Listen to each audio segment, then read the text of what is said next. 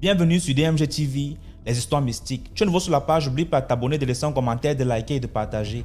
Tu veux raconter une histoire, il y a un numéro à l'écran, c'est le plus 237 655 81 90 17 et on va jouer sur Facebook, YouTube et TikTok. Uniquement les histoires mystiques, s'il vous plaît. Voilà. Et donc, on poste tous les jours sur DMG TV, YouTube, à 12h00. On a une deuxième chaîne qui est DMG TV, histoire mystique exclusive, où on poste tous les 15h une histoire.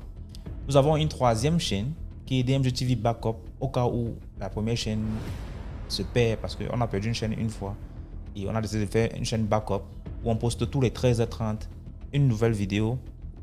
Nous avons aussi DMG Production où on réalise des courts-métrages parfois inspirés des histoires mystiques que nous écoutons sur la page. Je vous invite à vous abonner à DMG Production sur YouTube. Donc tapez seulement DMG Production ou alors regardez dans la description, vous allez voir le lien DMG Production, cliquez dessus, abonnez-vous là-bas. Il y a plusieurs courts-métrages que nous avons tournés, plus de 10 déjà que nous avons tournés. Et on poste là-bas tous les lundis à 17h. Tous les lundis, 17h, nous postons une nouvelle vidéo, un nouveau court-métrage, un nouveau film. Voilà. Donc, nous allons écouter les histoires d'aujourd'hui. S'il vous plaît, likez. Ce qu'on fait, c'est pour sensibiliser. Likez, ça ne coûte rien. Laissez un like. Merci. Écoutons la première histoire. Bonjour DMG TV, bonjour à la famille DMG TV, plus de bénédictions sur nous tous, la famille. Partageons, likons et puis commentons. DMG, je viens ici raconter une histoire. C'est en fait l'histoire d'un jeune Nigérien qui s'était confié à un podcast nigérien. Et ce podcast-là est un podcast de business en fait. Il réunit les membres de la diaspora des pays anglophones africains qui viennent parler de leur business venture in Africa. Donc, comment est-ce qu'ils ont réussi à faire le business en Afrique, quelles sont les difficultés qu'ils ont rencontrées étant de la diaspora. Alors, DMG, cette histoire, je crois que je peux l'intituler « Ma famille veut me tuer pour prendre mes biens ». Alors, qu'est-ce qui se passe?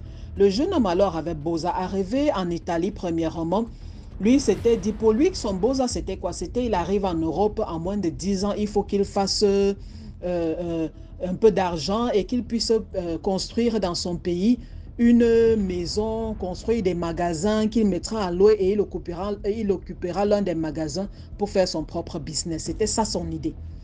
Il arrive alors à partir de l'Italie, il va faire le tour, il va aller en France, en Belgique, selon les opportunités de business qui se livrent. Le gars travaillait à fond. Il ne voulait pas...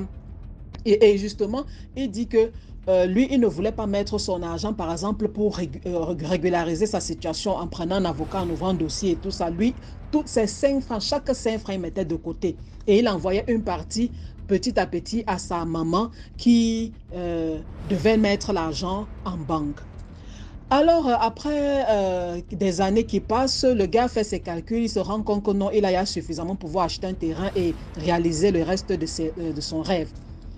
Il décide alors de rentrer en Afrique. Il appelle, il dit alors que apprêtez-vous, j'ai entendu parler ici d'une organisation et ils ont déjà fait ça pour plusieurs personnes. Eux, ils s'occupent des rapatriements volontaires. Et en plus de ça, l'avantage, je ne vais pas payer le billet d'avion et ils vont me donner aussi une petite somme d'argent et tout ça. Donc, moi, je rentre déjà ouvrir mon business, faire quelque chose. Mais sa famille, là, catégoriquement, convaincus du contraire. Ils ont dit non, si tu viens ici, ce n'est pas facile. Beaucoup de gens sont revenus, ils ont ouvert le business. Quand c'est tombé après, ils ne pouvaient plus beaux-arts, c'était devenu difficile et tous ces trucs-là. Donc franchement, c'est mieux que tu te battes au maximum, tu gagnes autant que possible pour pouvoir, avant de rentrer. Le gars a été convaincu, il s'est dit que ok, bon, ils ont quand même raison, que je continue à travailler. Lui alors, maintenant, on lui propose un autre beaux-arts vers les États-Unis. Le gars entre dans le circuit. Mais avant de partir, il ne peut pas se déplacer avec une partie de la somme d'argent qu'il avait pu aussi garder là-bas dans les réunions et les trucs comme ça. Il a retiré presque tout l'argent. Il a encore envoyé à sa mater que pardon, même moi ça, continue à mettre ça dans le compte en banque. Je suis encore en train de me lancer en aventure. Il arrive alors par la grâce de Dieu aux États-Unis. Là-bas, alors, il y a un frère de l'Afrique de l'Ouest, je crois que c'était Bénin, Guinée ou Bénin, je ne sais plus très bien, qui l'a convaincu que non, mon frère, tu ne peux pas passer ta vie comme ça à prendre ce genre de risques et les machins et tout ça. Assieds-toi, premièrement, concentre-toi, prends les pépas. On a le circuit ici, à les go, avec le marriage, tu payes, tu prends tes pépas. C'est très important parce que non seulement tu prends les pépas, pense aussi à l'avenir de tes enfants. Tes enfants, plus tard, voudront peut-être venir ici faire les études. Ils auront déjà les pépas à travers toi. Ce sera facile. Plus tard, toi-même, tu peux tomber malade dans ton pays et tu veux aller te faire soigner à l'étranger. Tu auras les PayPal. Et peut-être si tu travailles même mieux, et en plus, ça, quand tu as les PayPal où tu travailles, on te paye même mieux. Tu peux faire une formation gratuitement, on va bien te payer et tout ça. Pense un peu, arrête que tu veux seulement vite faire l'argent pour envoyer et tout ça. Pardon, assieds-toi, tu fais d'abord ça. Et le gars, heureusement, il a écouté ce grand frère-là. Et il a fait comme le grand frère disait. Ils avaient alors trouvé une femme du Mexique qui était aux États-Unis et elle donc, on lui a donné les dons, elle a fait le truc. Mais il dit que c'est comme Dieu veut faire ces choses. Le gars, lui, voulait absolument épouser une Africaine, mais il est tombé amoureux de la Mexicaine. Là, finalement, le mariage qui était, qu'on avait donné les dons, là, est finalement devenu réel. Mais il dit qu'il aimait vraiment la femme parce qu'elle était très respectueuse, elle était battante comme lui, ils ont travaillé à fond. Et elle avait aussi convaincu de prendre une maison en mortgage là-bas et tout. Maintenant, alors, les gars, au premier enfant, ils disent OK, ils avaient le premier enfant était encore tout petit. Allons alors dans mon pays, on va présenter l'enfant à la famille, surtout à sa grand-mère encore là. Les gars arrivés au pays, choc. Le gars a failli faire l'AVC. C'est seulement Dieu qui avait décidé que le dernier bouton là n'allait pas sauter dans sa tête. La famille, il n'y avait rien. Il n'y avait pas de terrain. Il n'y avait plus l'argent en banque. Seulement des petites miettes. Tout avait été consommé par sa mère, ses soeurs, ses cousins, ses frères et tout. La maman, oh, ta soeur, son mari l'avait abandonné avec les enfants. Oh, telle personne était tombée malade. Oh, quand ton papa est décédé, il avait fallu qu'on lui offre des vrais funérailles. On a tué c'est combien de dizaines de bœufs. Le gars avait failli mourir. Le gars, il dit que quand il était reparti de là, il avait cassé sa puce, il savait que sa famille est morte, il n'a plus de famille en Afrique, c'est fini, il ne veut parler avec personne. Vous vous rendez compte de toutes les années de souffrance. Maintenant, là, le gars, comme la vie fait ses choses, il avait rencontré, là, il y avait un Nigérien qui était aussi américain et qui, lui, il avait commencé un business de trucs immobiliers au Nigeria. Et le gars aussi venait aussi en Amérique, il prenait les conteneurs, ils achetaient les meubles en déstockage et tout ça, il allait faire, il allait bien arranger et puis les gens venaient louer et tout ça. Le gars alors lui a dit que mon frère, nous on a tous eu cette situation-là, d'autres ont même eu pire que ça. Nos familles nous ont fait, les familles leur ont fait même pire que ça. Certains ont même été tués quand ils sont allés réclamer leurs biens. Ce que tu vas faire, on va entrer dans le business ensemble. Je vais maintenant, les prochains terrains que j'achète, je te montre. Si tu es d'accord, on achète ensemble, on met l'argent ensemble, on construit ensemble, on met à louer. Et c'est ce que le gars a fait. Un jour alors, lui, il rentre au pays. Son ami lui avait construit dans un des trucs qu'ils avaient fait. Ils avaient fait des villas. Ils avaient aussi fait une pour lui. Les autres étaient à louer. Il arrive, il s'installe. Finalement, vous connaissez le cœur d'un Africain que non, la famille, la famille, la famille. Il contacte sa mère. Sa mère vient là, elle vient avec sa soeur. Oh, mon fils, oh, le cœur du ballot. Oh. Ils sont restés, ils ont passé les vacances maintenant. Lui, il va rentrer. Il dit, maman, ok, viens alors, je vais te raccompagner dans ton state. Parce qu'elle était dans un autre state au Nigeria là-bas. Viens, je vais te raccompagner. Non, non, non, non, laisse-toi pas. Je suis encore un peu malade là parce qu'effectivement, elle avait dit qu'elle était malade et elle suivait un traitement là. Il dit, ok, quand tu termines, tu vas donner les clés au gardien. Le gardien, c'est ce qu'il a à faire. Ils vont nettoyer. Ne vous en faites pas pour nettoyer et tout ça. Laissez des trucs comme ça. Il y a une compagnie qui vient, va s'occuper de nettoyer tout ça. Tu laisses les clés au gardien. Ok, le gars part. Quelques mois plus tard, c'est son ami qui dit que mon frère, attends un peu, moi, il ne voulait pas me mêler. Mais je suis passé par là, non. Je suis aussi passé chez toi. Est-ce que tu sais que là-bas chez toi, ta mère, sa soeur, il y a une cousine qui est là, elle est enceinte, il y a un gars que j'ai vu apparemment, c'est un de tes cousins, il est là avec sa femme et ses deux enfants. Le gars a seulement pété les plombs, la famille a pris l'avion, il arrive au Niger, il fait le scandale.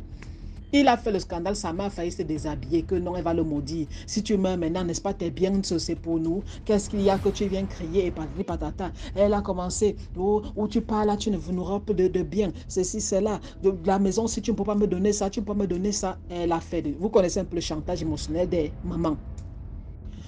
Le gars, bon, lui, il savait que c'était chantage émotionnel, il ne savait pas qu'il y avait plus que ça. Son ami, alors, le jour, il part de la maison.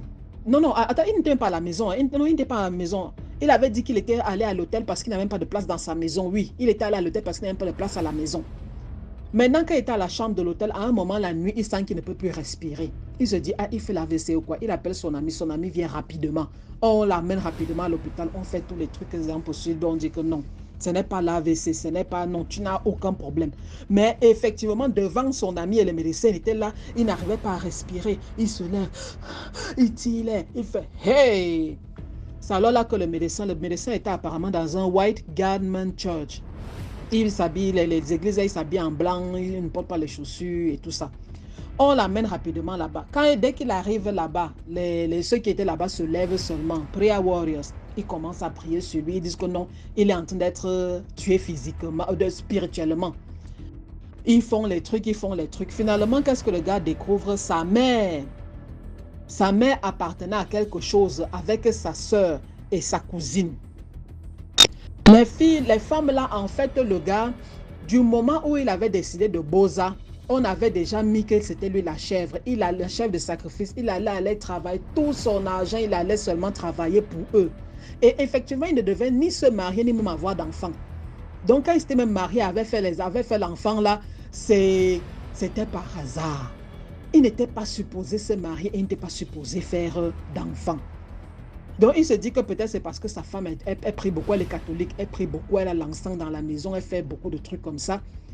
Donc, la famille, lui, il était un sacrifié en fait. Il était supposé aller travailler comme ça toute sa vie jusqu'au jour où il meurt et tous ses biens allaient revenir à sa famille. Le fait qu'il ait fait d'enfants, qu'il ait une femme et ce sont les gens qui pouvaient hériter de lui. Les gars alors avaient augmenté la dose. Il fallait absolument le tuer. Mais heureusement, au White Garment Church, là, il avait finalement rétabli. On lui avait dit de ne plus entrer en communication avec sa famille, même par téléphone et tout, pendant une période. Donc, son ami l'avait alors pris de là. Son ami était allé chercher ses affaires à l'hôtel, était allé le mettre dans un autre hôtel pendant que les gens de l'église là travaillaient sur lui. Quand le traitement était fini, on l'a pris direction à l'aéroport. Donc, il n'a plus vu sa famille. Et c'est comme ça, quand il arrive aux États-Unis, il dit que c'était les patriarches de la famille. On appelait sans cesse. Oh, ta mère va mourir ici. Elle se déshabille déjà. Oh, il faut venir. Elle dit que c'est son fils qu'elle veut. Elle ne peut pas vivre sans son fils. Ce n'est pas ton argent qu'elle veut. Et les gens de l'église disent que mon frère, tu arrives au Nigeria, entre l'aéroport et ta maison, tu es mort. Toi, tu choisis. Le choix t'appartient. Écoute-nous. Coupe toute communication. Le gars dit que sa maman était même décédée. Il avait seulement envoyé l'argent à travers son ami pour son deuil. Il avait coupé toute communication. Là où il est, il dit que même ses enfants, il a déjà plusieurs enfants et tout ça, il a coupé toute communication avec sa famille. Dans la famille, ça c'est pour la diaspora. Son histoire, bon, était très longue. Il parlait des chiffres, des sommes et tout ça parce qu'il avait presque tout gardé. C'est juste pour vous dire que Caïn avait tué Abel. N'oubliez jamais ça. Bye. Merci beaucoup pour l'histoire. Maintenant, écoutons la deuxième histoire. Bonjour DMG, bonjour à toute la communauté DMG. Tout d'abord, je tiens à m'excuser parce que je bégaye. Donc, je vais devoir parler plus lentement pour que mes phrases soient plus audibles. Je félicite DMG pour son concept. Ça fait bientôt 2 ans que je suis la chaîne et ça m'a même évité un enlèvement. Mais là n'est pas mon histoire. Mon histoire se passe quand j'étais au collège. Quand j'étais au collège, j'avais des problèmes spirituels. Je m'évanouissais à l'école, dans la salle de bain, dans les toilettes. Donc, on venait me retrouver là, évanouie et tout. Donc, l'établissement, vu que c'était fréquent à l'école, l'établissement a appelé mes parents. Ils ont dit que non, tant qu'on ne trouve pas une solution, je ne serai plus élève chez eux. Donc, on m'a emmené chez les Noirs. On a fait une consultation, on a découvert que les esprits des eaux me réclamaient. Donc, il fallait faire une délivrance. Donc, on a donné une liste des choses à payer à ma mère, un seau, des bougies et une robe blanche. Donc, quand la délivrance se fait, vous êtes à l'intérieur avec le monsieur qui délivre, qui fait la délivrance et la famille, les parents, eux, ils sont à l'extérieur. Donc, on était tous là. Il y avait moi et d'autres qui avaient des problèmes spirituels aussi comme moi. On était plus de 4. On avait tous nos robes blanches et on était au milieu des bougies. Donc les bougies là, genre on fait un cercle, tu es au milieu avec le seau, avec de l'eau à l'intérieur et tout, et tu es au milieu. Donc pendant la délivrance, moi je n'ai pas manifesté, mais la dame à côté, la jeune fille à côté de moi, elle a manifesté. Donc son père l'avait rendue folle. L'histoire se passe comment? En fait, la fille, la dame, elle a grandi sans son père. Elle n'a jamais connu son père. Elle, c'est sa mère qui l'a élevée. Donc, c'est sa mère, après le bac, sa mère l'a envoyée à l'étranger, en France, pour suivre ses études. Et arrivée là-bas, elle a fini ses études, elle a commencé à travailler. Quand elle a commencé à travailler, elle ressentait ce manque-là, ce vide de ne pas connaître son père, parce que moi, je sais ce que ça fait. Donc, elle a commencé à faire les recherches pour retrouver son père. Et en France, il y avait la sœur de sa mère qui était là-bas. Donc, elle s'est un peu renseignée. Et la sœur de sa mère l'a mis en contact avec une dame qui était la sœur de son père. Et la dame, sa tante là, du côté paternel, l'a mis en contact avec son père qui était au pays. Son père, il avait fondé sa famille, il avait sa femme et d'autres enfants, genre ses petits frères et petites sœurs. Quand elle a appelé son père, elle a discuté avec lui, elle s'est présentée, son père était content, elle aussi elle était contente d'enfin connaître son père. Et elle s'est rendue compte que ce père était pauvre. Donc, vu qu'elle a travaillé là-bas, elle travaillait en France, elle a décidé de tout prendre en charge. Donc, c'est elle qui a commencé à financer les études de ses petits frères. C'est elle qui gérait la popote de sa belle-mère et tout. Genre, c'est elle qui prenait tout en charge. Maintenant, son père, je ne sais pas, quand son père avait des situations et tout, c'est elle qui prenait, genre, elle a pris toute la famille en charge, le père, sa femme et ses petits frères. Et son père, il était sorcier.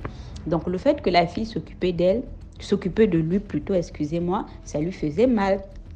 Donc, il a envoyé la folie à sa propre fille. Donc, quand ça a commencé à déraper, ses deux tantes qui étaient en France, genre la sœur de sa mère et la sœur de son père, l'ont envoyé au pays ici, auprès de sa mère. Donc, on l'a emmenée chez le monsieur et c'est là qu'elle a commencé à suivre un traitement. Et quand on faisait la délivrance, elle a manifesté, son père disait que non, lui, il n'était pas d'accord de voir qu'une fille que lui n'a pas élevée, qu'il n'a pas connue, puisse réussir au point de lui prendre en charge, lui, sa femme et ses enfants. Lui, ça ne le plaisait pas. Voilà pourquoi il a envoyé la folie. Et que non, il ne va pas la laisser tranquille. Maintenant, vous voyez un peu, avant de continuer, je veux dire, vous voyez un peu comment est le sorcier. Le sorcier, c'est si tu as l'occasion de le tuer, il faut le tuer. Parce que elle, d'abord, si elle n'avait pas cherché à connaître son père, elle n'aurait pas eu ces problèmes-là.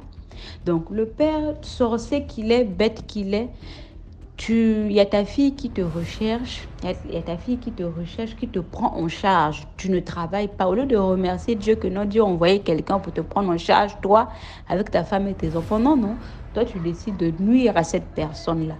Parce que quoi? Ça te faisait mal que la personne t'aide et tout. Donc, moi, je tiens à dire à toutes celles ou tous ceux qui ont grandi sans mère, sans père, de ne peut-être pas faire d'efforts de les rechercher. Parce que cette jeune fille, elle a eu ce problème-là parce qu'elle a recherché son père. Si elle n'avait pas recherché son père, elle n'aurait pas eu ces problèmes.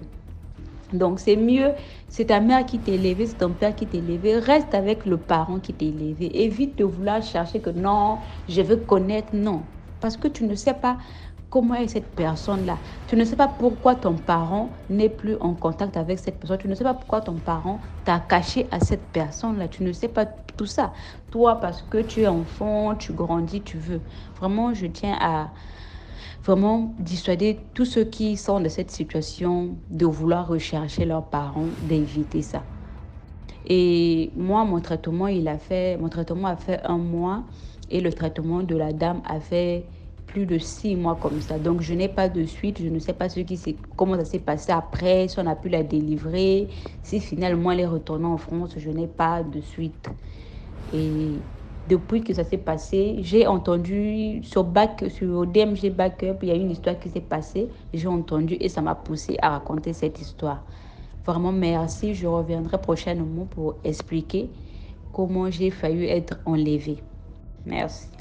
Merci beaucoup pour l'histoire. Maintenant, écoutons la troisième histoire. Salut DMG. Salut à toute la grande famille DMG. J'espère que vous allez tous bien par la grâce de Dieu. Alors abonnez-vous, likez et partagez. Surtout activez la cloche de notification pour ne rater aucune vidéo. Car DMG, je vais raconter ici une histoire que je ne sais pas si elle est d'ordre mystique ou alors c'est la méchanceté des hommes. Ils font en sorte qu'elle se voit comme étant une histoire mystique. J'ai vu que cette histoire il y a 3 jours. Je la raconte. En face de mon immeuble où je vis, il y a une maman qui fait des beignets. Elle fait du beignet haricots bouillis. Voilà. Chez nous, au Cameroun, on appelle ça les beignets carrés. Donc, en face de mon immeuble, il y a un beignet carré. Je ne sais pas pourquoi, mais je n'ai jamais mangé les beignets là-bas DMG. Pourtant, c'est en face, hein. Je n'ai jamais mangé les beignets là-bas. Je passe ça seulement comme le vent. Non loin de l'immeuble, il y a encore une autre maman qui fait des beignets là-bas. DMG, il y a ce qu'on appelle du monde là-bas. Tous les jours que Dieu a créé, il y a un monde pas possible. Tous les temps quand il passe là, tu vois tous les gens qui affluent là-bas. Par curiosité, je me suis dit, gars, si vraiment les gens sont remplis là, on va dire que la mère a fait vraiment les bons beignets. Un jour, je suis aussi parti de Québec. Moi aussi, je vais m'aligner. Je vais manger aussi les beignets de la mère Siga. Je suis go m'aligner. DMG. J'ai attendu au moins 10 à 15 minutes pour qu'une place se libère pour qu'il m'asseye. Je me suis assis. J'ai mangé 250, et bien de 150, à l'école de 50, bouillie de 50. Ce n'était pas si fameux que ça. Mais je ne sais pas, j'ai quand même aimé. Mais ça n'avait pas un goût assez exceptionnel. C'était comme tous les beignets qu'on mange partout. Le lendemain, je suis revenu. Je suis revenu. Je suis devenu accro aux beignets là. C'est-à-dire que parfois, je me réveille tôt.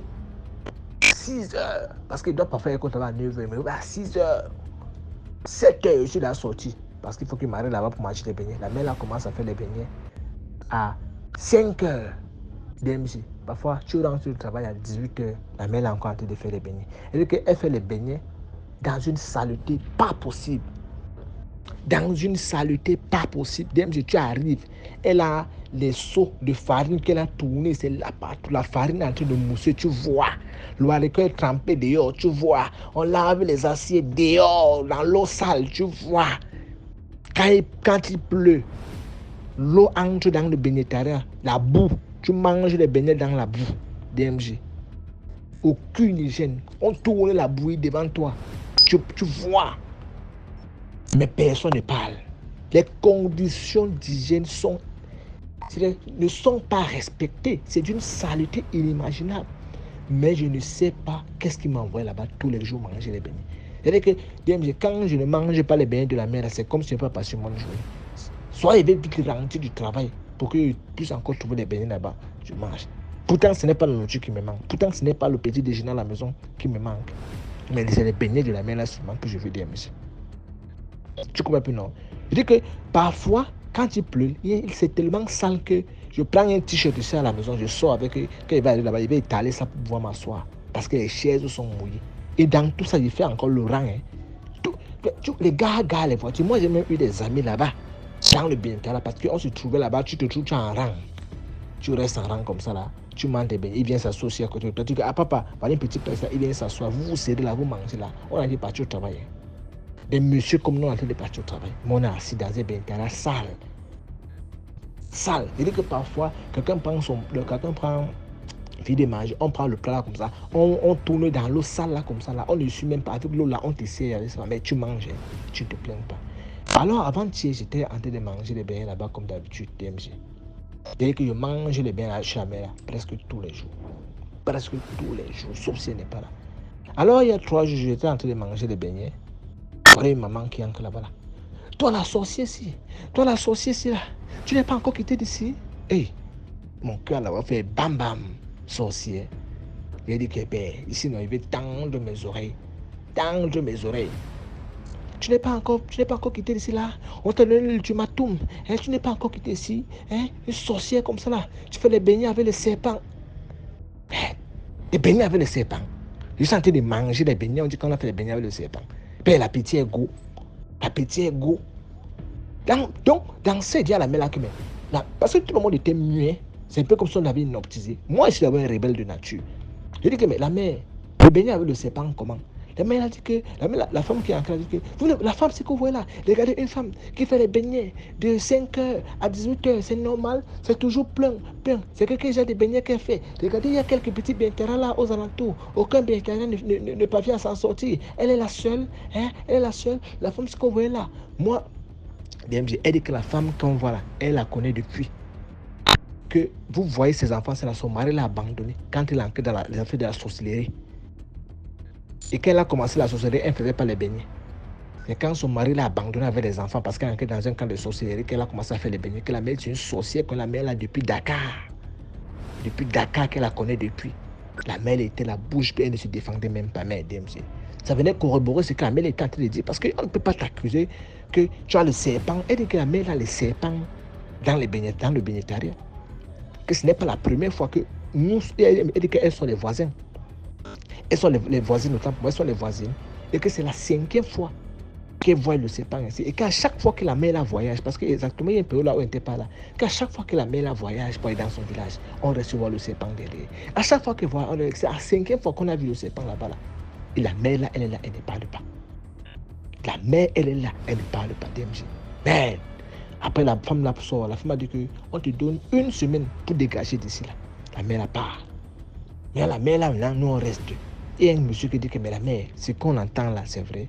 La mère dit que serpent de quoi? On a vu qu'un serpent. S'ils ont vu le serpent, ils n'ont qu'à tuer ça. Ils n'ont qu'à tuer ça. La mère, ce qu'on a dit là, c'est vrai, oui ou non? Quel serpent? Si j'avais le serpent, c'est le beignet que j'allais faire. C'est le beignet que j'allais faire. Mais la mère, on t'a posé une question, c'est vrai, oui ou non? Il y a le serpent dans les beignets. Si tu fais les beignets avec le serpent. Moi, là, même les affaires de quand on fait les beignets avec le serpent, moi, je ne sais même pas où c'est le serpent qui tourne la farine, ou dans les seaux là, les marmites là, de farine qui sont là, les serpents sont en bas. Moi, je ne sais pas, DMC. C'est-à-dire que j'étais dépassé, mon frère. L'affaire, c'est que j'entendais seulement que les gens faisaient la nourriture avec l'eau des cadavres, les caleçons dans les seaux de bouillie. Donc, l'affaire est vraie, mon frère.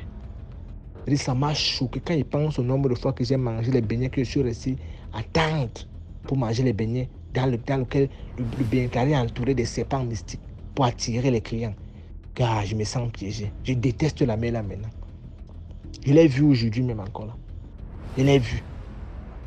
Je ne peux plus jamais manger les beignets là-bas. Là. Et vraiment, les affaires qu'on mange toujours dehors, c'est là. Non, c'est pas une bonne chose. Parce que des gens font des choses vraiment bidons. Tu es une grande sorcière, c'est les beignets que tu peux faire. Et tu ne peux pas envoyer ton serpent aller là-bas, même dans une banque là-bas, entrer là-bas, sortir avec 2 sacs d'argent, venir te donner. Tu souffres au fait comme ça du matin de 5h jusqu'à 8h, seulement parce que tu veux attirer les clients. Quel genre de commerce même? Des 100 francs, 200, 100 francs, 200, 250. C'est quel genre de sorcier bête ça? Moi, je ne sais pas peut-être pour les autres, s'ils vont juger qu'elle n'est pas sorcière, que c'est le sabotage. Mais moi, avant la mère là s'est comportée, car c'est vrai, DMG. La mère là, elle est sorcière. Mais tu ne peux pas m'accueillir de sorcier devant les gens, je reste tranquille. Je vais d'abord te gifler, même tu vas me dire, là où moi, on est entré dans la sorcellerie. Donc c'était ma petite histoire. Juste pour vous dire que nous, matin, faites attention, le dehors est mauvais. Parce que les gens font les choses pas bien. Les gens font les choses pas bien. Comment tu peux faire les beignets avec les serpents? Comment tu peux, je sais pas. À chaque fois que la mère la voyage pour aller dans son village, les serpents restent sortis. Donc les serpents ont faim. C'est elle qui sait comment elle les nourrit. Peut-être qu'elle les nourrit avec une chance, qui sait? Tu es comme ça, la poisse seulement à gauche, à droite, devant, de la poisse partout. Tu ne sais même pas ce qui t'arrive. Alors que c'est parce que tu as mangé les beignets que le serpent peut-être est sous la farine. Bon, c'était ma petite histoire. Merci et bonne soirée. Merci beaucoup pour l'histoire. Maintenant, écoutons la 4e histoire. Allô, salut la grande famille DMG. Encore votre frère Léonidas, l'italien, qui vous envoie ce message ou cet enregistrement vocal encore pour édifier, sensibiliser et prévenir tout un chacun. Vous savez, hein, comme d'accoutumé, il faut simplement, quand on like, qu'on partage, qu'on publie, et quand on écoute aussi soigneusement, parce que cela pourrait sauver des vies et pourra aussi nous aider à aller de l'avant. Voilà. Aujourd'hui, j'ai plusieurs histoires, mais je vais commencer d'abord par celle-là qui m'a été racontée par mon grand frère, qui est lui encore en Côte d'Ivoire. Et vraiment, avant de commencer cette histoire, je vais excusez-moi, donc, d'abord m'excuser. Et mes excuses vont tout droit vers DMG lui-même parce que je lui ai envoyé une vidéo qui, vraiment, je ne sais pas où mon grand frère a enlevé ça. Mais vraiment, c'est horrible, c'est horrible. C'est juste pour dire quoi? Pour dire qu'on doit faire tout notre effort pour être très attentif et faire attention là où mettons les pieds, parce qu'on ne sait pas aussi où est-ce qu'on va. Le titre de cette petite histoire, ça sera simplement l'argent. L'argent, ce matériel-là pour lequel on tue, on vole, on ment, on trompe, on gruge, on arnaque et bien d'autres choses encore. Pourtant, l'argent peut simplement être cultivé comme on cultive de l'arachide, comme on cultive de l'aubergine, comme on cultive des lignames, du manioc. On dit l'or et l'argent vient à point à tous ceux qui ont développé la capacité de mettre pas moins de 10% de tout ce qu'ils gagnent à côté. Cela va se multiplier comme des troupeaux dans les champs. Mais pourquoi, à cause de ce matériel-là, que l'homme lui-même a fabriqué, à cause de cela, on est obligé de faire tous ces genres de choses. Mentir, voler, gruger, tromper, exploiter, et jusqu'à aller même tuer, sacrifier, vendre. Parce qu'on a eu plusieurs histoires ici où même le sorcier, au plus grand qu'il soit, il cherche lui aussi l'argent. Il y a une chose que je veux comprendre, mes frères et sœurs. C'est-à-dire que quel que soit le monde de la magie, quel que soit la franc-maçonnerie, quel que soit la sorcellerie qui est grand, quel que soit le mystère, quel que soit le mysticisme, quelle que soit la puissance de cette personne-là, elle fait toujours attrait à l'argent. Ça veut dire que l'argent est plus puissant que tout. Parce que même le plus grand sorcier du village, on a écouté plusieurs histoires où la jeune s'est dit non, que pour même faire la dot, pourquoi ils ne sont pas venus, ils sont pas venus les présenter ou faire donner à manger à tout le monde. Il faut de l'argent pour faire ça. On est, c'est l'argent. On meurt, c'est l'argent qui nous accompagne. On est sorcier, c'est l'argent. On vend en sorcellerie un frère juste pour qu'il aille travailler pour qu'on ait l'argent dans ce monde. Vous ne voyez pas que c'est bizarre? Bon, je le dis, ça n'engage que moi. Peut-être que je me perds un peu dans mes mots, mais c'est une remarque que j'ai commencé à me faire depuis un bon moment. Pourquoi? Parce qu'en écoutant les histoires, je vois que tout tourne autour d'argent. Le pouvoir, si, ça existe. On va tuer le frère, on va boire le sang, on va, je sais pas, on va devenir sorcier. Mais à la fin, ils cherchent aussi à avoir de l'argent. Ils vont sacrifier une sœur et son bébé. La sacrifier pendant qu'elle est enceinte. Tout ça pourquoi? Pour prospérer, pour avoir la riche, pour avoir l'argent. Pourtant, ce bien matériel peut se cultiver dans le monde présent où nous sommes, même dans le monde passé. Alors pourquoi on doit faire tant de mal pour donner de la valeur à l'argent? Pourquoi? Vraiment, c'était là ma question. Et c'est de ce pas aussi que je viens maintenant pour raconter cette histoire. Et comme je le disais déjà, DMG, la main sur le cœur, excuse-moi d'avoir emporté cette vidéo. Je ne sais pas où le frère l'a pris, parce que selon lui, c'est un de ses amis qui lui a envoyé ça. Bon, je ne sais pas dans quel pays ça se passe, mais voilà ce qu'il m'a dit comme explication. Un jeune monsieur que je vais appeler comme ça, V habitait dans une patrie, bon pas une patrie, vous voyez au pays communément appelé des bâtisses qu'on appelle communément co-communes, mais en bande. Ça veut dire que le propriétaire n'avait pas d'argent pour pouvoir faire la circonscription, pour pouvoir faire la clôture de la cour. Alors qu'est-ce qu'il fait? Il construit les maisons seulement pour occuper son terrain, où je crois il y a les chambres-salons, ou des entrées couchées, des studios, des entrées couchées en bande. Du coup, quand toi tu es dans ton entrée couchée, ben, c'est une longue terrasse là qui, tu vois. Et quand tu sors de l'entrée, quand tu sors directement de la maison, sur la terrasse, tu vois la porte du voisin, un peu comme ça, quoi. Et l'autre, tu vois la porte de l'autre. C'est-à-dire en bande. Alors, un bon matin, il se mettait là, et c'est quelqu'un qui se débrouillait dans ses petites activités. Bon, il avait quand même besoin d'un travail un peu plus lucratif qui lui permettrait d'avoir une somme d'argent mensuelle, c'est-à-dire être au salarial, disons, mais toutefois pas gouvernemental, quoi, les trucs un peu privés. Du coup, il a remarqué que son voisin de côté, il venait voir plus ou moins sa copine, une jeune fille qui était là et qui louait une de ses maisons.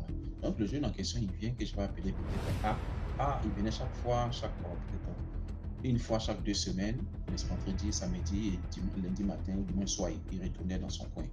Donc, quand il a vu le jeune, il a vu que le jeune était bien habillé, tranquille, il vient voir sa copine et tout ça.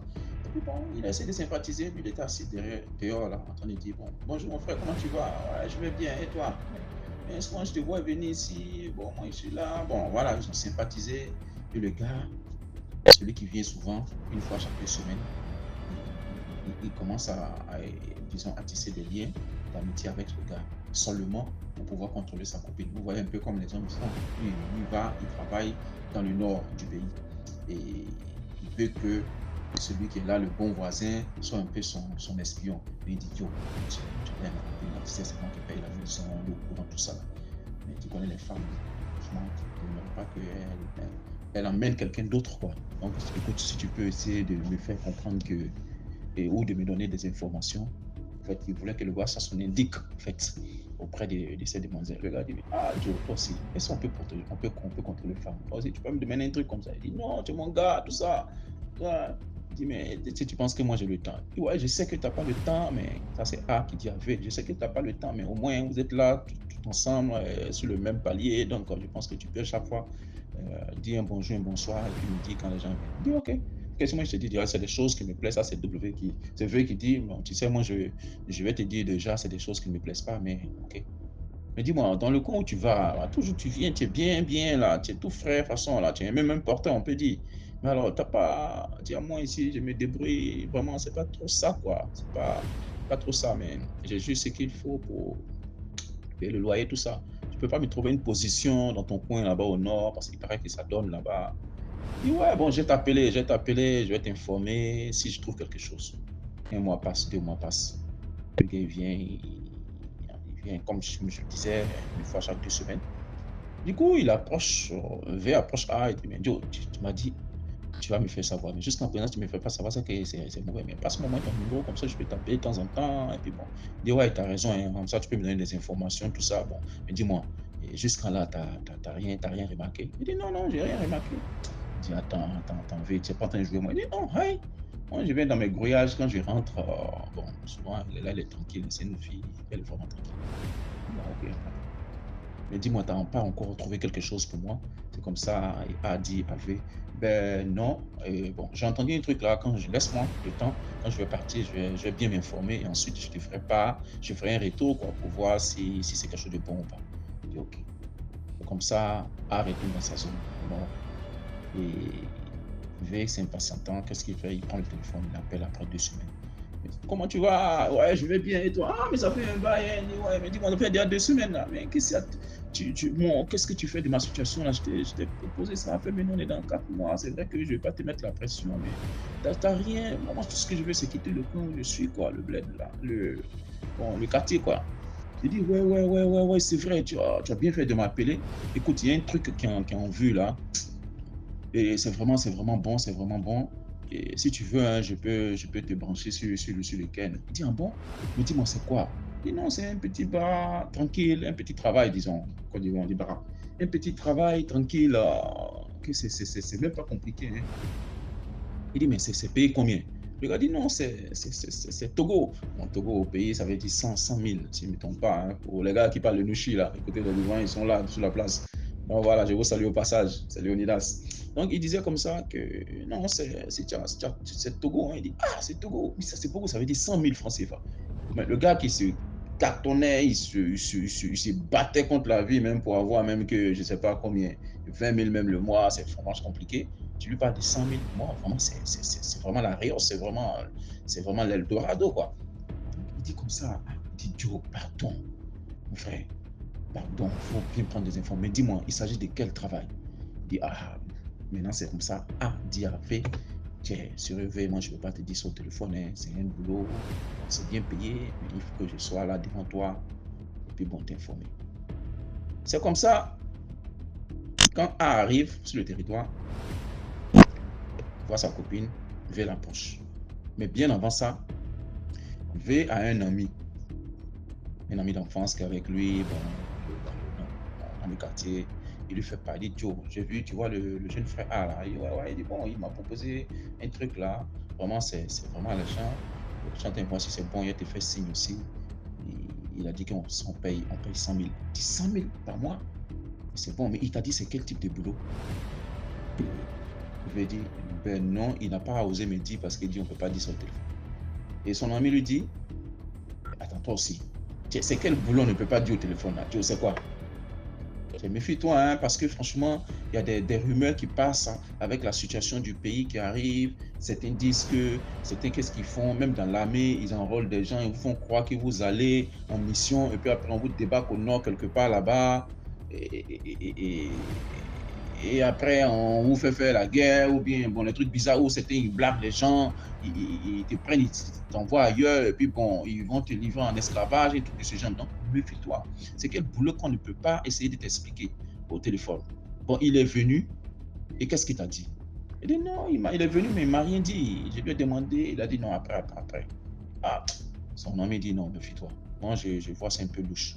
Toi, si tu vois pas que le truc est un peu louche, c'est quel boulot on ne peut pas t'expliquer c'est quoi que tu vas faire. Mais ça, c'est facile.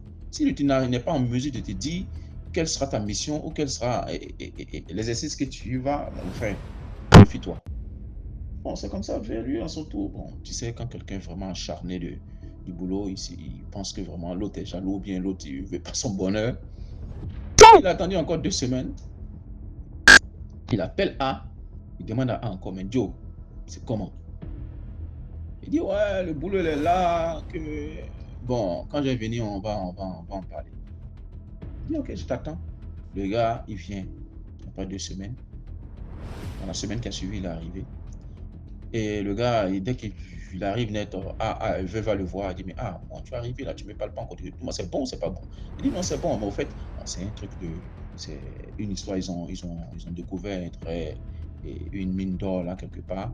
Donc, ils sont en train d'ouvrir le chantier. Maintenant, c'est parce qu'il faut être vigile, quoi. Donc, c'est pour mettre les gens, pour être en vigile au devant. Et puis, bon, c'est tout. Je crois que c'est ça, hein, c'est ça. Mais si c'est ça là, tu ne peux pas me dire au téléphone. Il dit oui. Moi, je pensais que c'était un truc un peu trop chose, tout ça. Si tu ne peux pas me dire ça au téléphone, moi, je ne comprends pas. Il dit non, c'est ça. Mais je vais aller m'informer encore. J'ai dit à mon boss, puis c'est mon boss qui s'y trouve, lui qui m'a parlé de ça. Moi-même, je suis là-bas, je travaille aussi en tant que chauffeur. C'est pour ça que tu me vois souvent, rarement là. Il dit, Joe, maintenant c'est le fait qui dit, mais Joe, pardon, il faut me brancher, que moi je puisse avoir une meilleure position. Même si c'est être gardien, mais devant, même c'est bon. Il dit, ok, il n'y a pas de problème. Il dit 1 mois, 2 mois passent. A ne fait pas signe à V. V prend le téléphone, il appelle. Mais qu'est-ce qu'il y a? Et la position. Il dit oui, le truc de mine est là, mais mon boss dit ok, si tu veux vraiment le boulot, oui, ils sont en train de construire. C'est vrai, c'est dans le cadre de la mine, mais il faut construire aussi des bâtiments pour. Donc comme ça, a dit oui, bon écoute, les gens doivent construire des bâtiments. Donc le boss disait qu'il aurait besoin que ça soit.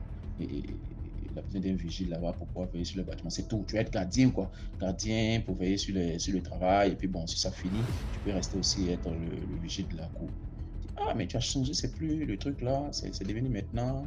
Il dit oui, mais c'est ça. Mais tu as dit non, s'il y avait une opportunité, voilà ce que le boss a dit. Donc si tu veux, bon, on s'était informé. Et bon, si tu veux, on s'était informé. Et puis bon, je te fais part de tout ce que le boss dit. Il dit au moins, je suis chaud bouillant même. Donc si tu veux, tu me fais part, je viendrai te rejoindre là-bas. Je vais même chercher mon transport, tout ça. Ok. Bon, il se donne rendez-vous. Le gars maintenant, et quand c'est comme ça, il ne dit même pas à son ami que non, il va quand même y aller pour essayer de tâter un peu le terrain. Il ne peut même pas s'il se lève, il pense que c'est claque, il saute vers le nord. Arrivé vers le nord, il cherche à voir vient le récupérer. L'envoie et techniquement parlant dans un lieu pour dire non que tu dois te reposer ici parce que bon, demain on va aller voir le boss pour pouvoir conclure l'histoire. pour voir comment est-ce que tu peux commencer, où tu vas commencer. Mais parce qu'il faut louer une maison, tout ça, si tu as venu un peu d'argent. Moi, je n'ai pas l'argent, je suis pu avoir le transport pour venir là. Il dit, ok, c'est pas un problème, on va gérer ça. Mes frères, la suite de la chose est déplorable. Ce n'est pas qu'il a simplement vendu le jeune frère, mais le salopard de A fait dans la vente d'organes humains. D'organes, pardon. Du coup, qu'est-ce qui se passe? Le gars récupère V. On le dépèce comme si on était en train de dépècer un mouton. Je ne sais pas. Ça, l'histoire que je suis en train de vous raconter, je n'étais pas présent. C'est l'histoire que m'a raconté mon frère. Qui dit que lui, c'est une autre personne qui lui a raconté ça. Du coup, il m'a même envoyé la vidéo qui m'a choqué. Il a dit, Dieu ne m'envoie plus des gens de vidéos comme ça. Je me suis dit, bon, pourquoi? Pour des faits, pour de l'argent, l'être humain est capable de découper son frère. Il est découpé autrui, celui qui lui ressemble, son semblable, juste pour vendre ses organes, juste pour vendre ses parties intimes. Pourquoi? Pour quelle raison? Parce qu'on veut l'argent plus facile. C'est ainsi que le jeune frère a perdu la vue. 9 mois de quelqu'un, une personne qui a porté une mère. Dieu sait comment elle souffrait dans sa grossesse. Dieu sait comment, au moment du travail, comment elle se lamentait, comment elle se tordait de douleur. Quelqu'un que la mère a vu grandir, il est parti comme si c'était un animal. Vous comprenez? Donc en réalité, jeunes frères et sœurs, faites vraiment attention.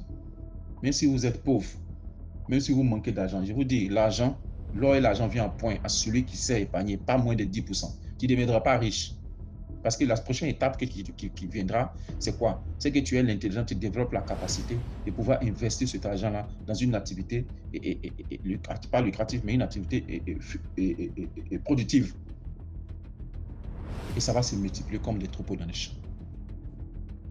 Ça ne sert à rien de vouloir l'argent rapide, vendre la drogue, vendre les organes. C'est vrai, c'est beaucoup d'argent, mais à quel prix? À quel prix? Si tu vends des galettes, bord des routes, espère qu'en partant des galettes, tu peux vendre du shawarma demain. Donc, c'est ce que je voulais dire. Merci à vous et faites bien attention. Ciao DMJ.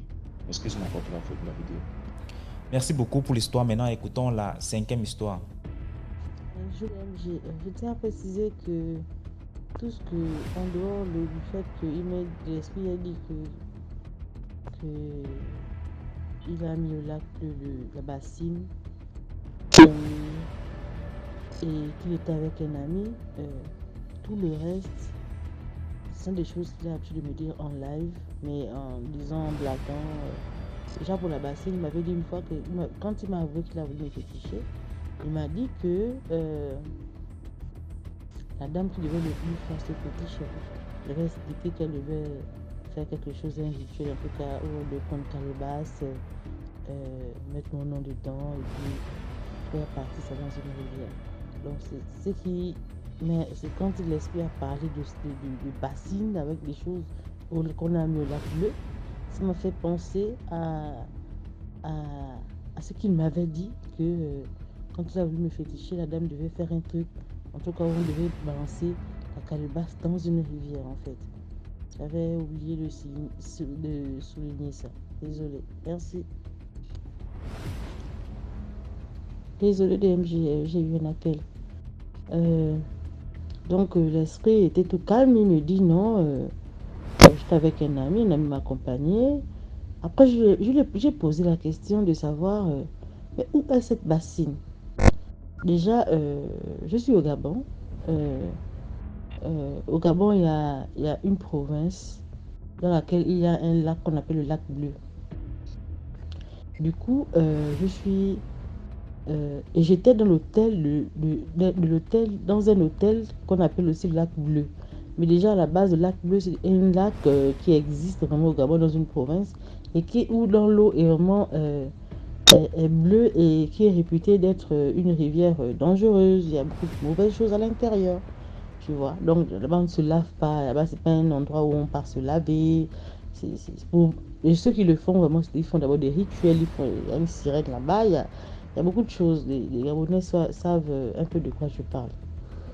Donc, c'est comme ça, je dis, mais où tu as mis la bassine, tu l'as déposée où? Il me dit, mais j'ai laissé ça au lac bleu. Du coup, quand il me dit le lac bleu, moi, je fais allusion à l'hôtel dans lequel nous sommes en train de dormir, qu'on appelle aussi le lac bleu. Tout de suite, je ne fais pas le lien avec la rivière qu'on appelle le lac bleu.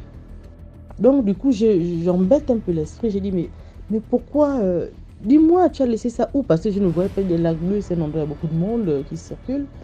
C'est un hôtel que je ne vois pas où. Je réfléchissais en même temps que je parlais avec lui. Intérieurement, je réfléchissais, je me demandais que, attends, il a caché une bassine avec des fétiches. Comment là? Il y a beaucoup de monde ici, il y a beaucoup. Tu vois un peu? Mais je me trompais. Lui ne me parlait pas de l'hôtel, lui me parlait du lac, vraiment qu'on appelle le lac bleu. Donc, déjà, j'aimerais souligner que déjà, une semaine avant, le monsieur m'a avoué qu'il a voulu me féticher, mais qu'il n'est pas allé au bout. Et même en me disant, mais il m'a dit non, vraiment, je te dis ça, c'est parce que je t'aime. Voilà ce que j'ai voulu faire, mais je suis pas allée jusqu'au bout. Il regrettait même de m'avoir dit, il disait non, vraiment, je sais même pas pourquoi je t'ai dit ça. Je ne fallait pas que je te dise, mais ne répète pas ça à quelqu'un, s'il te plaît. Je t'aime beaucoup, beaucoup de trucs. Ah, c'est une semaine avant. Et une semaine plus tard, voilà ce qui se passe. Et en même temps, tout ce que le monsieur a l'habitude de me dire en live, cet esprit me répétait les mêmes choses, en fait. Donc, il disait, après, l'esprit me dit calmement, vraiment, il parlait calmement, il disait, si je te dis ça, c'est parce que je t'aime. Hein. Je te le dis, c'est parce que je t'aime. Et j'ai dit, est-ce que c'est bien ce que tu fais? Il me dit, non, mais je t'aime, je ne veux pas qu'un autre homme s'approche de toi. Et j'ai même fait quelque chose pour que lorsque je te couche, tu aies beaucoup de plaisir. Et c'est vrai, DMG, il y a 2 mois de cela, j'ai commencé à ressentir des trucs que j'avais jamais ressenti avec un homme lorsque je faisais l'amour avec lui.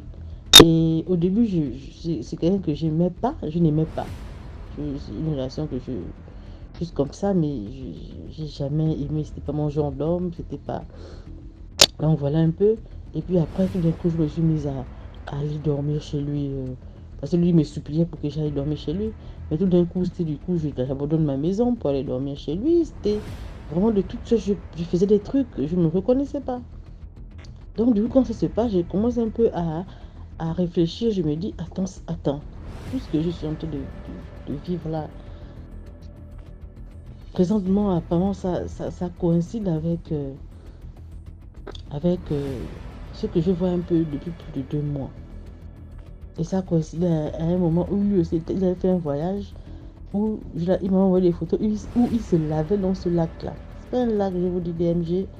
Les Gabonais savent, c'est pas un lac où on joue là-bas. C'est pas un lac avec lequel on blague. C'est vraiment un lac dangereux. Donc, DMG, je demande, je parle, je pose la question à l'esprit, je dis, mais pourquoi tu fais ça? Tu n'as pas peur de Dieu? Il répond calmement, si j'ai peur de Dieu. Je dis, mais non, mais pourquoi tu fais ça? Pourquoi tu fais ça, sachant que toi-même, tu n'es pas fidèle? Il dit, non, mais non, sinon, ça fait 2 mois, 3 mois que j'ai arrêté. Ça fait 2, 3 mois que j'ai arrêté, je ne te trompe plus. C'est ce que l'esprit me dit. Et en même temps, lui-même en live m'a toujours dit, me dit ça ces derniers temps, parce qu'on a beaucoup de problèmes par rapport à ça. Me dit ça ces derniers temps qu'il ne me trompe plus. Et ça fait 2 mois qu'il ne me trompe plus. Et l'esprit a dit la même chose. Tu vois, DMG. Et puis après, moi, j'étais là, tellement j'étais intriguée par le fait qu'il me dise qu'il est caché ça dans le lac bleu. Moi, je suis dans la tête que le lac bleu, c'est à l'hôtel. Donc, j'ai un peu titillé, j'ai beaucoup titillé sur cette question-là, ce fait-là, en fait. Donc, j'ai dit, dis-moi où tu as caché la bassine. Dis-moi où tu l'as laissé. Et c'est comme ça, DMG, quand j'ai dormi, je me suis endormie sur le lit. Il me regardait. Et moi, quand il a dormi avant moi. Et moi, quand je suis partie dormir, moi, je l'ai retourné, je me suis mise derrière lui. Donc, quand on parlait là, lui, il était de tourner à moi. Mais on était collés, tu vois. Donc, quand j'ai insisté sur la question de savoir où il a laissé la bassine. Il dit non, mais c'est quelque part, c'est quelque part. Il me répondait vraiment calmement, c'est quelque part, c'est quelque part. Après, je vois, il se retourne pour faire face à moi. Donc, il se retourne, je me dis que c'est mon type qui est en train de prendre conscience lui-même. En fait, je me pose, en même temps, je me pose toujours la question. Au même moment, j'ai beaucoup de trucs qui passent dans ma tête. Je me dis que il est en train de se réveiller. Entre-temps, c'est l'esprit qui se retournait réellement. C'est pas mon type. Mon type était toujours endormi. DMG. J'ai jamais vu ça. Il s'est retourné pour continuer à converser avec moi. Mais sauf que là, moi, j'ai cru que maintenant, il blague avec moi. C'est mon type qui blague avec moi.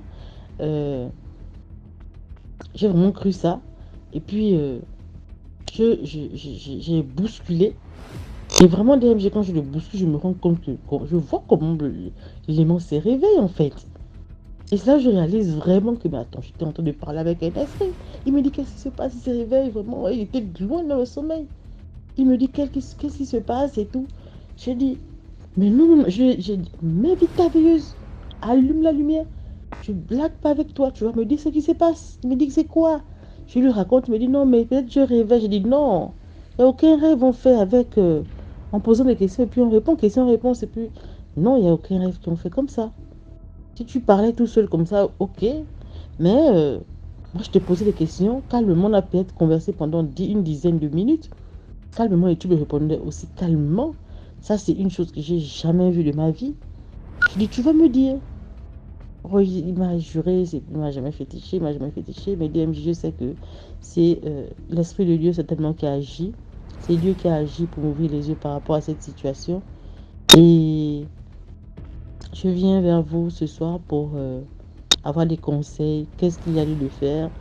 J'essaie de contacter je suis en train de chercher un véritable homme de Dieu parce qu'il y en a beaucoup de faux.